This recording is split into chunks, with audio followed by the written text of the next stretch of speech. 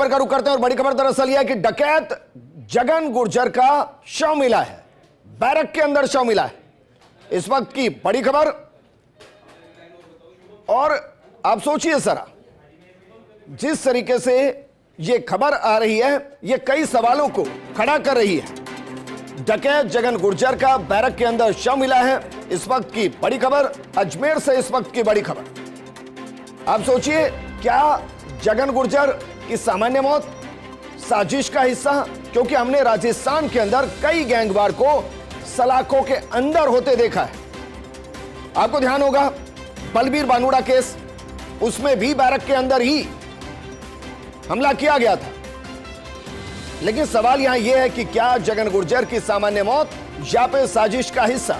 इस वक्त की बड़ी खबर, डकैत जगन गुर्जर का शव मिला है, अजमेर के अंदर मिला है, बैरक के अंदर मिला है।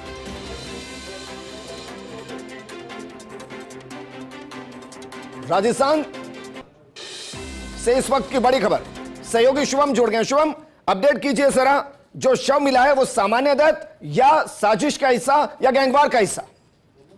जी देखिए विजेंद्र, मैं आपको सबसे पहले बता दूं कि अजमेर के अंदर प्रदेश की एकमात्र हाई सिक्योरिटी जेल है जिसके अंदर कई बड़े कुख्यात अपराधी जो हैं वो कैदी हैं, सजा भी काट रहे हैं और अलग अलग जेलों से उनको यहाँ पे लाया जाता है ताकि उनके जो है कहीं ना कहीं एक तरीके से उनको अलग से प्राइवेसी मिले, कहीं उनकी उसके अंदर गतिविधियों पर लिप्तता नहीं हो। उसको लेकर के जो जेल बनाई गई है अजमेर के अंदर, उसके अंदर जो डकैत है जगन गुर्जर उसको भी रखा हुआ था। और लेकिन जब कैदी के पास बैरक के अंदर जब जेल कैदी पहुंचे तो उन्होंने देखा कि जगन गुर्जर जो है वो अचेत लेटा हुआ है। लेकिन जब उसको देखा गया तो वो उसकी मौके पर ही मौत हो चुकी थी। हालांकि अभी तक अंदर की कोई चीजें बाहर नहीं आई है। तमाम जो एसएसएल की टीम है वो अंदर जा चुकी है, तमाम जिले के जो बड़े अधिकारी हैं वो मौके पर पहुंच चुके हैं।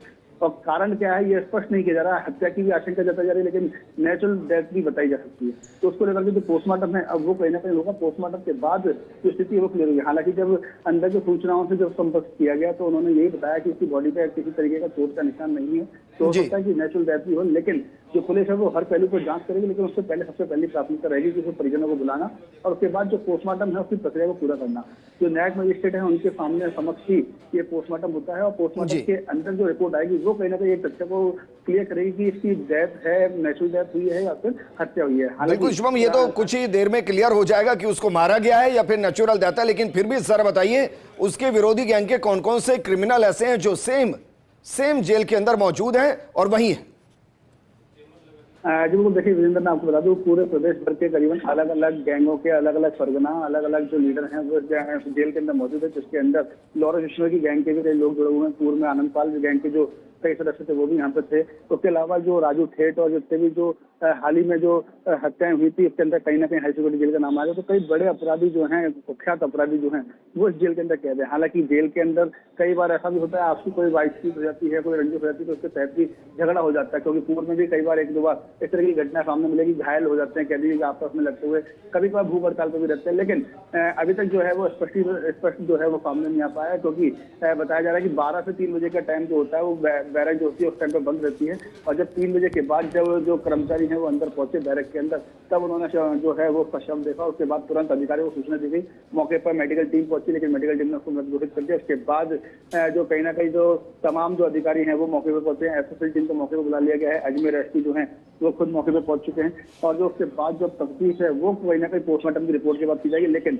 मौके पर कहीं ना कहीं जो कहा जा सकता है कि मौके पर जो है वो कहीं ना कहीं स्थिति हो रखी है कि हत्या है या जो है नेचुरल डेथ, इसको पता लगाने में लगे। लेकिन कहीं ना कहीं जो उसके शरीर को जब चेक किया गया तो उससे ऐसा कोई चोट के निशान लगे नहीं है जिससे हत्या की आशंका हो। हालांकि ये बात अंदर से ही कंफर्म स्पष्ट होकर के अधिकारियों ने ही बताई है, लेकिन इंतजार है कि जो उसका शव जो है हाई सिक्योरिटी जेल से जवाहरलाल नेहरू अस्पताल सीधे ले जाया जाएगा। उसके बाद चीजें हो सकता है और ज्यादा क्लियर। बिल्कुल शुभम, आप हमारे साथ बने रहिए। दरअसल जिस जगन गुर्जर की हम बात करें उसके इतिहास को जब आप पढ़ेंगे, उसके क्रिमिनल इतिहास को पढ़ेंगे तो आज भी रोंगटे खड़े हो जाएंगे। अब सोचिए जरा, जगन गुर्जर करीब 27 साल पहले 1994 में अपराध की दुनिया में आया था और उसका ऐसा खौफ हुआ करता था कि कई गांवों के अंदर शादियां तक होनी बंद हो गई थी। उसके खुद के गांव में 10 साल तक कोई शादी नहीं हुई थी। उसकी दहशत से न सिर्फ गांव वाले बल्कि उसके पिता भी गांव छोड़कर भाग गए थे। जगन गुर्जर ने अपने जीजा के हत्यारों को भी जान से मार डाला था। चौतरफा बिहाड़ों से घिरे धौलपुर के डांग क्षेत्र में उसने अपना ठिकाना बनाया था। और भी कई घटनाएं हैं। 100 से ज्यादा मामले दर्ज थे जगन गुर्जर पर राजस्थान, उत्तर प्रदेश, मध्य प्रदेश के अलग अलग थानों में हत्या के प्रयास, लूट, फिरौती, अपहरण, नकबजनी और डकैती से जुड़े 100 से ज्यादा मामले दर्ज थे। आपको ध्यान होगा जब सदन के अंदर बाकायदा एनकाउंटर की मांग उठी थी, साल था 2009, सचिन पायलट के सामने आत्मसमर्पण किया था और उसके बाद अपनी पत्नी को चुनाव लड़ाया और वो बुरी तरह से हार गई। इसके बाद जगन गुर्जर ने फिर से हथियार उठा लिए थे। 2019 में महिलाओं संग बदसलूकी का आरोप लगने पर उसके एनकाउंटर की मांग तक उठी थी। जगन ऐसा इकलौता डकैत था जिसके एनकाउंटर की मांग संसद के अंदर उठी थी। यह जानकारी हम आपको इसलिए दे रहे हैं क्योंकि जगन गुर्जर जो आज दुनिया में नहीं है, जब वो दुनिया में था तो दुनिया कितनी खौफजदा हुआ करती थी, इसका अंदाजा आपको होना चाहिए। और आप जानते हैं बेटी की शादी में जुर्म की दुनिया छोड़ने की कसम तक खाई थी। करीब 15 साल पहले जगन गुर्जर ने अपनी बेटी की शादी की थी, तब उसने जुर्म की दुनिया छोड़ने की कसम खाई थी। इससे पहले वो 3 बार 2018, 2009 और 2001 में आत्मसमर्पण भी कर चुका था, लेकिन उसने हर बार जमानत पर बाहर आकर जुर्म की राह पकड़ दी। इसके अलावा एक और मामला साल 2008 आरक्षण आंदोलन के दौरान उस दौर की मुख्यमंत्री वसुंधरा राजे का धौलपुर महल उड़ाने की धमकी भी दी और इससे देश भर के अंदर जगन गुर्जर चर्चा में आया था। तब पुलिस ने उस पर 11 लाख रुपए का इनाम रखा था और वो चंबल का सबसे बड़ा दस्यु बन गया था। शुभम हमारे साथ लगातार जुड़े हुए हैं। शुभम, मैं एक ब्रीफ कर रहा था ताकि आज जगन गुर्जर को जो सुन रहे हैं कि भाई वो दुनिया में नहीं, जब वो दुनिया में था तो दुनिया कितनी खौफजदा हुआ करती थी, उसका एक उदाहरण मैं उसकी पूरी क्राइम कुंडली के जरिए आपको बता रहा हूं। इसके अलावा सिर्फ जगन की मुखबिरी के शक में महिलाओं से मारपीट और दुर्व्यवहार करने के भी उस पर आरोप लगे थे।